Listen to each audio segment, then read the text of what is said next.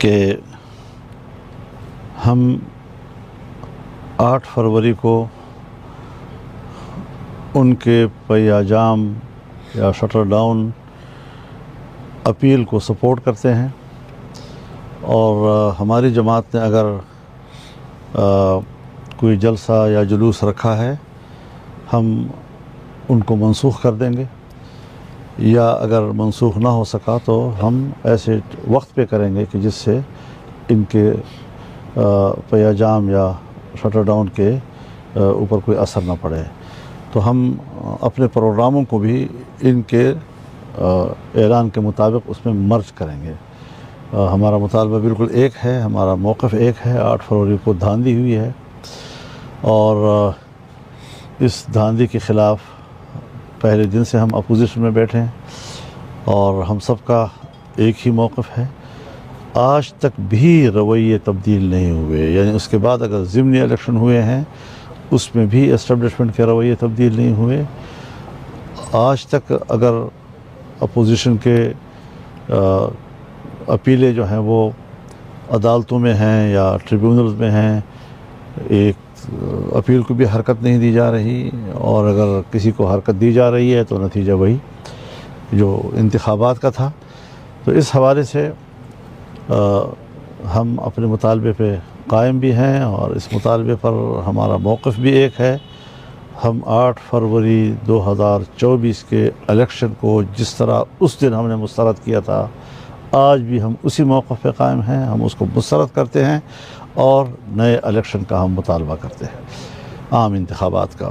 دوسرا یہ کہ آج جو پنڈی میں واقعہ ہوا ہے، پنڈی اسلام آباد کے ایک امام بارگاہ میں، اور جس پہ شاید 50 سے زیادہ لوگ اس وقت تک جان بحق ہو چکے ہیں، تو اس واقعے پر ہم شدید افسوس کا بھی اظہار کرتے ہیں، اس کا بھرپور مذمت کرتے ہیں، اور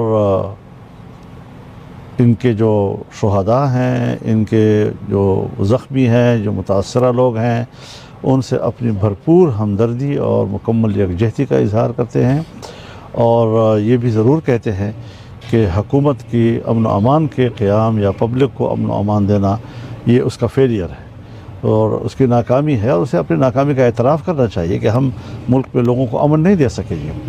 ہم تو رو رہے تھے کہ کے پی میں یہ صورتحال ہے یا بلوچستان میں یہ صورتحال ہے، اور پوری ریاست بے بس ہو چکی ہے، اور ہم یہ کبھی بھی نہیں چاہیں گے کہ ریاست کمزور ہو۔ ریاست کو ہم طاقتور دیکھنا چاہتے ہیں، یہ ملک کی ایک دفاع ہے، لیکن بہرحال جس برے حالات کے ساتھ کئی دہائیوں سے ہمارے عوام گزر رہے ہیں، پبلک گزر رہی ہے، متاثر ہے، وہ ابھی تک اس میں کوئی فرق نہیں آیا، اور مرض بڑھتا گیا جو دوا کا معاملہ ہے۔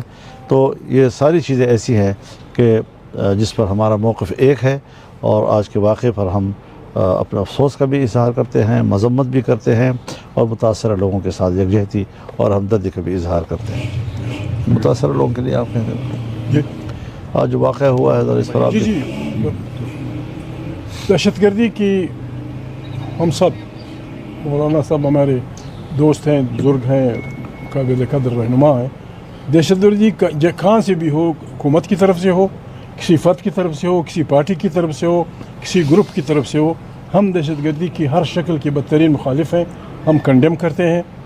کمال کیا میرے دوست شہباز نے، اس کو مبارکباد دیتے ہیں کہ انہوں نے اس غم کی گھڑی میں بسنت پہ پابندی لگائی یا چھٹی کر دی۔ ایسی باتوں پہ حکومتوں میں اختلاف میں گڑبڑ نہیں ہونی چاہیے، ہمیں قومی ایشوز پہ واحد سٹینڈ لینا چاہیے۔ پرابلم ہے دہشت گردی اس خطے کی نہیں، ساری دنیا کا مسئلہ ہے، اور پھر سب سے خطرناک بات یہ ہے کہ دہشت گردی کی ہر شکل کو اسلام اور مسلمانوں سے جوڑ دیا جاتا ہے کہ بس اسلام والوں کا اور کوئی کام ہی نہیں ہے، داڑیاں چوڑی ہوئی ہیں، منہ وہ کیے ہوئے ہیں، بس انسانوں کو ذبح کرنے والے ہیں۔ ہم ایک انسان کے قتل کو ہم قرآن کے ماننے والے ہیں، قرآن کے پیروکار ہیں۔ قرآن کریم ایک انسان کے مارنے کو ساری انسانیت کا قتل سمجھتا ہے۔ ہم اس قسم کے لوگ ہیں، ہم اس مذہب کے پیروکار ہیں، ہم اس خطے کے رہنے والے ہیں۔ ہم دہشت گردی کی مذمت کرتے ہیں، چاہتے ہیں پاکستان آج بہت بڑی مشکل میں ہے، بہت بڑی مشکل میں ہے۔ یہ ایک پارٹی या एक हुकूमत या 2 नंबर की हुकूमत इसको नहीं वो कर सकती। इलेक्शन से पहले भी हमने यही कहा था कि खुदा के लिए मुल्क डूब रहा है, तमाम इदारों की गोल कॉन्फ्रेंस बुलाएं, सबकी बुलाएं, 2-3 दिन बैठें कि इस बला से हम किस तरह से मुल्क को छुड़ाते हैं। अगर कोई नहीं मानता फिर हमारा यही तरीका है, जमहूरी तरीका, खाली झंडियाँ, मुर्दाबाद जिंदाबाद। जब तक लोगों को अकल आती है या कोई हमें समझा देता है कि आपका रास्ता गलत है, हमारा रास्ता फॉलो करो। हमें न इक़्तिदार से शौक़ है, हमें उस मुल्क से मोहब्बत है, इसमें हमारे मदर वतन है, इसमें हमारे कब्रिस्तान है, ये हमारा मुल्क है, हम इसको बचाना और चलाना चाहते हैं। अब तक तो हमने ये सीखा है कि ये मुल्क तब चलेगा जब ताकत का सरचश्मा अवाम की मुंतखब पार्लियामेंट होगी, पॉलिसियाँ वहाँ बनेंगी। अफवाज जिंदाबाद, एजेंसियाँ जिंदाबाद। जिस तरह दुनिया की अफवाज गुजारा करती हैं, हमारी अफवाज को भी उसी तरह गुजारा करना पड़ेगा। सिविलियन अथॉरिटी को बालादस्ती देनी होगी, वरना खुदा न खास्ता ये मुल्क खुदा न खास्ता किसी हादसे से दो चार ना हो जाए। ये फरमाएं कि वज़ीर-ए-आज़म साहब आपके पास आना चाह रहे हैं और जो 8 फरवरी के बाद मुलाकात होगी, उस पर भी यकीनन मौलाना साहब से आपकी मशावरत हुई होगी, सारी अपोजिशन इकट्ठी है, तो उस पर वज़ीर-ए-आज़म को तब खुदा ज़िंदगी दे, यहाँ कई बार आ चुका है, इस मेरे ममूज़ात के पास कई दफ़ा आ चुका है। कोई बुरी बात नहीं अगर वो कहीं हमारे पास चला है। हम एक दूसरे को मिलेंगे, ये मुल्क का चलाना है, हमने हिम्मत करनी होगी, अपनी गलतियों को तस्लीम करना होगा। ये बड़ापन है, ये छोटापन नहीं है कि एक आदमी ये समझ ले कि यार मुझसे गलती हुई या मुझसे लग़ज़श हुई। हमने एक दूसरे को मुस्तकिल दुश्मनियाँ तो नहीं है, ये मुल्क हम सब का मुश्तरक है। यहाँ जो कुछ हो रहा है, गरीब की जो हालत है, अमन व अमान की जो हालत है, दिहाड़ीदार मजदूर क्या कर रहा है, ज़मींदार क्या कर रहा है, कारखान सब भाग रहे हैं इधर उधर। इस सिलसिले में हम घर घर जाएंगे, हर एक के पास जाएंगे, सबसे रिक्वेस्ट करेंगे कि आएँ बिस्मिल्लाह करें, इस मुल्क की बका के लिए मुत्तहिद होकर इस मुल्क को अमजियत बुरानों से निकालें जो हमारी अपनी बदअमालियों के नतीजे हैं, बाहर से नहीं, हमारी अपनी बदअमालियाँ इसको ख़राब कर रही हैं। जी मेहरबानी। तो बस ठीक है। तो अभी सिक्योरिटी चैलेंजेस दोबारा से शुरू हो गए, इस्लामाबाद में एक बहुत बड़ा वाक़या हो गया, अब हमें क्या मैयर्स लेने हैं, क्योंकि ये तो शहरी इक़्तिदार तक अब दहशतगर्दी पहुँच गई है। देखिए, कहीं पर भी कोई शहरी अपने आप को महफूज तस्वुर नहीं कर रहा है।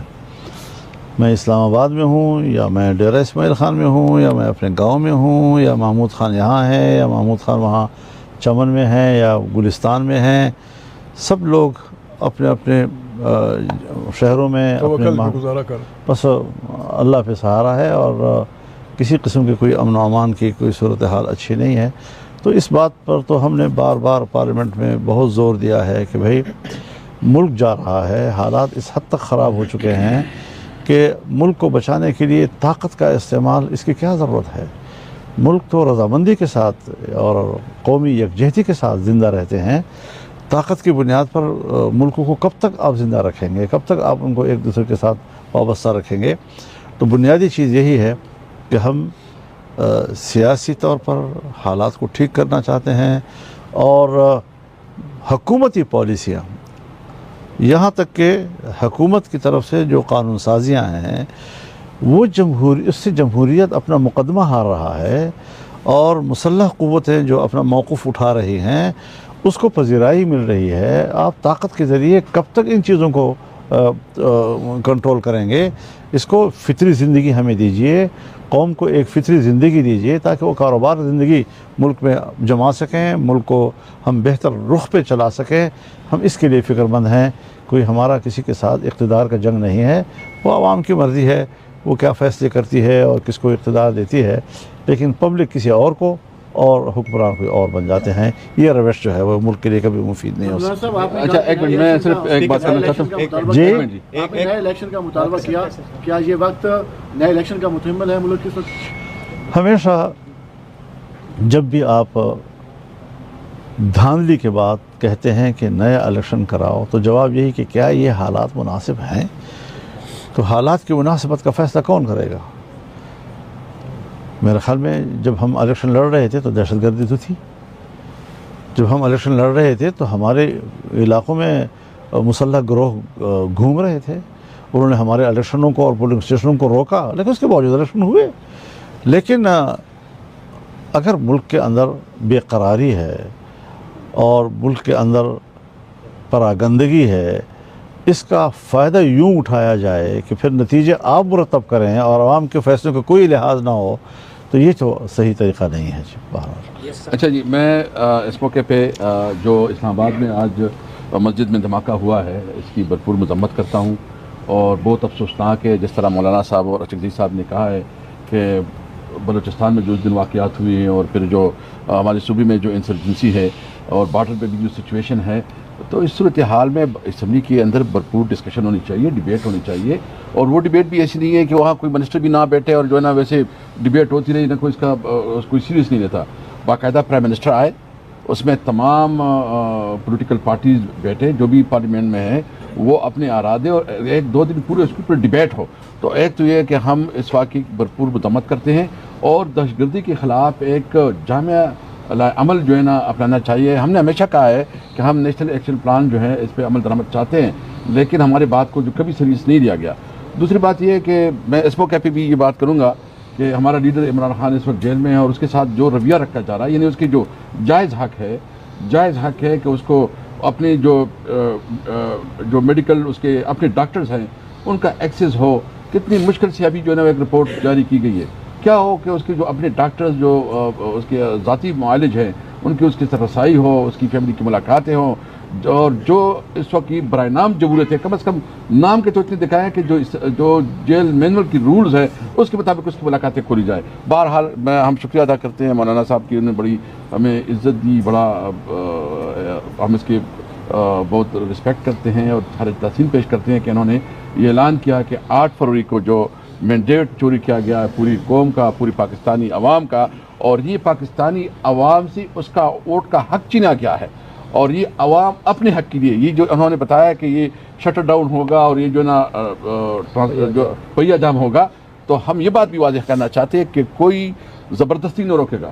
ہم عوام سے اپیل کرتے ہیں کہ وہ والنٹیرلی خود جو ہے نا اپنے حق کے لیے، کہ آپ کے حق جو ووٹ ہے اس کو آپ سے چھینا گیا ہے، اپنے ووٹ کے حق کے لیے آپ نے 8 تاریخ کو بھرپور پہیہ جام